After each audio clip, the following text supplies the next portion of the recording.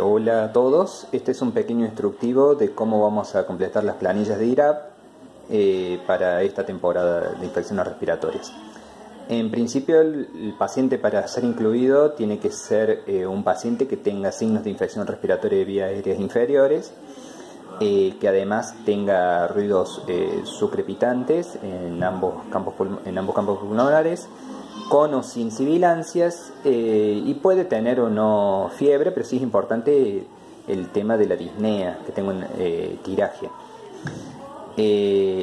Bueno, la manera va a ser muy simple. Esto es un prototipo, por supuesto, como ya lo aclaré, está sujeto a modificaciones y a sugerencias.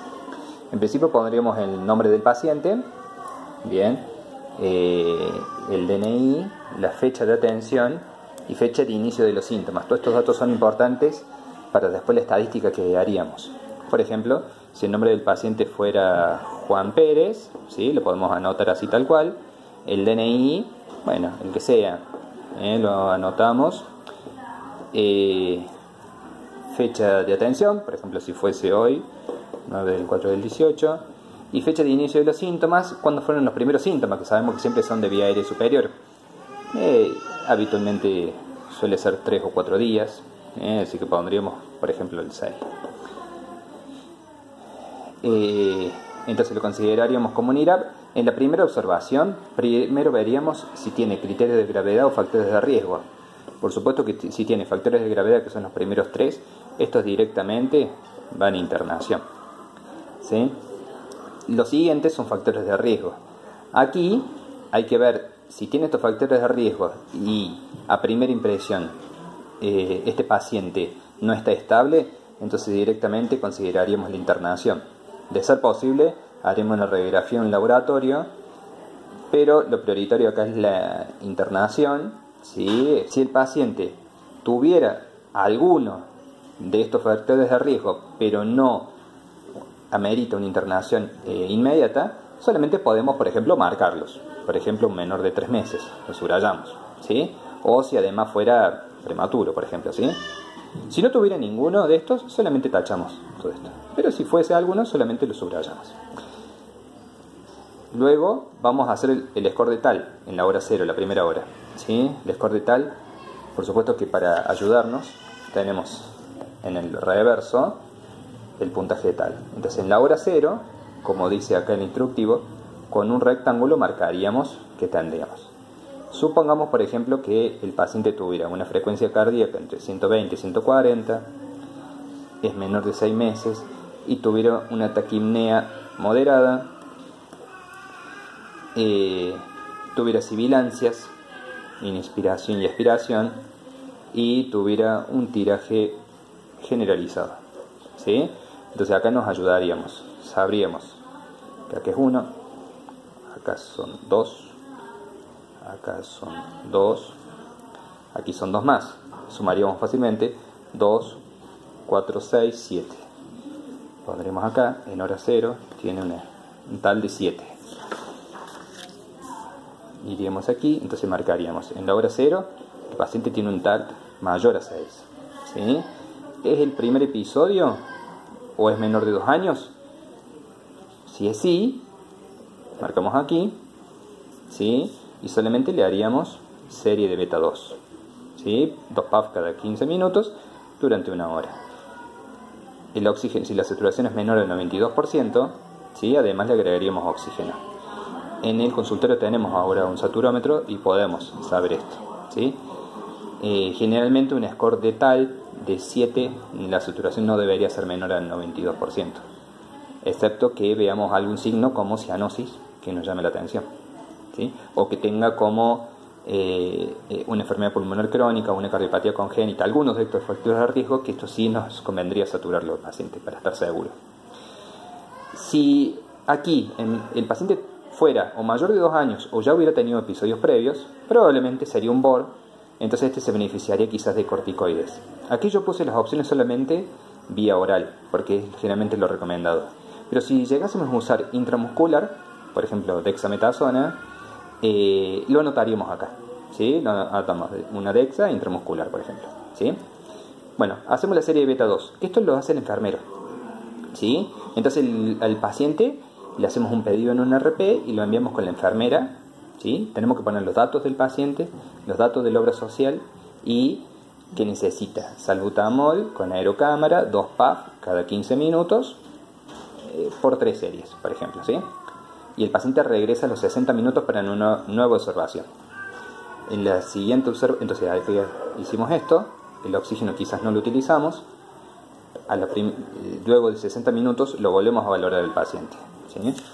Vamos de vuelta a la tablita y completamos los datos que pasó con el paciente. Supongamos, por ejemplo, que la frecuencia cardíaca se mantiene igual, la frecuencia respiratoria disminuyó un poco, las sibilancias ya no son inspiratoria y expiratoria, sino que ya son el final de la expiración, y el tiraje sería leve. Entonces aquí sumamos, sería de vuelta 1, 1, 1 y 1. Sería el score de tal a la primera hora sería de 4. Por lo tanto, si iremos la valoración esta, el paciente pasaría aquí, score de tal de 6. Acá, antes de pensar en el alta, tenemos que descartar una neumonía aguda de la comunidad, ¿sí?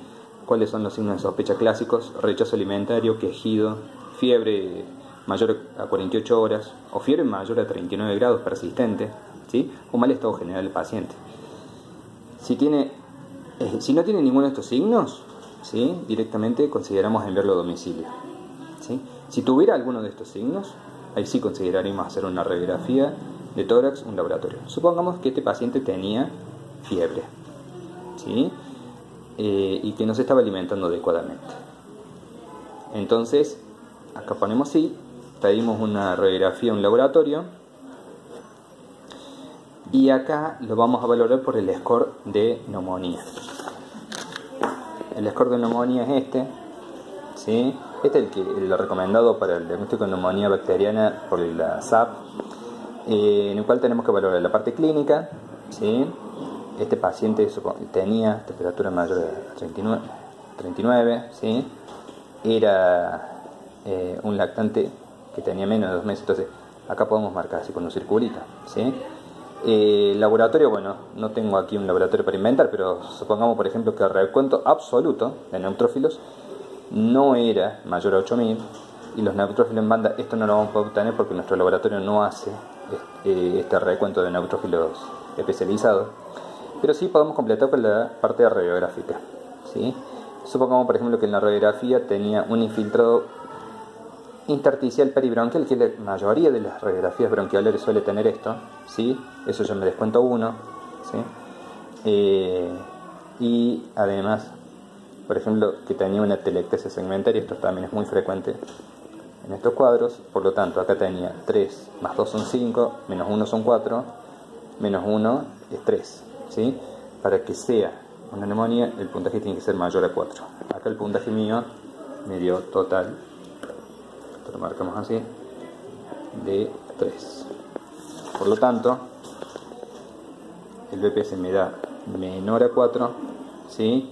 Y lo envío a domicilio con beta 2 cada 6 horas y control en 48 horas, ¿sí? Si el BPS me hubiera dado de 4 o más, hay que ver las complicaciones. Complicaciones nos referimos a que sea una neumonía a focos múltiples, que tenga derrame pleural, que tenga un neumatocele. En esos casos siempre se interna, porque necesitamos un tratamiento antibiótico endovenoso sí o sí. Si no tuviera ninguna de esas complicaciones, se envía a domicilio con un antibiótico, según la edad, que aquí abajo está la tabla, también los antibióticos recomendados por la SAP, ¿sí? Que son básicamente ampicilina, en el caso que sea una internación, ampicilina magenta o ceftriaxona, y si es ambulatorio, siempre es el tratamiento ambulatorio es con amoxicilina. Si hubiera alergia a la amoxicilina, bueno, ahí sí consideraríamos algún macrólido.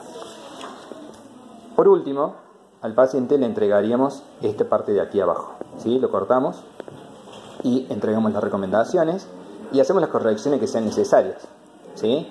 Si, por ejemplo, ustedes consideran, no sé, que el paciente no utiliza hipersol habitualmente, sino que prefiere utilizar otro disparo nasal, lo agregan al lado, ¿sí? Si quieren agregar además corticoides, porque ustedes ven de que tiene antecedentes que utiliza habitualmente corticoides, lo agregan. Ahí ponen, agrega además del Tizona o betametasona, según la sugerencia de ustedes. Y sí, marcar bien en claro las pautas de alarma y volver en 48 horas con pediatra cabecera o la guardia pediátrica. Bueno, espero que se haya entendido, ¿sí? La idea es que nos familiaricemos con esto, que lo podamos hacer lo más rápido posible, que esto nos sirva para tener una estadística de cómo estamos trabajando y para mejorar. Por supuesto que se aceptan todas las sugerencias, ideas, todo lo que sea para aportar.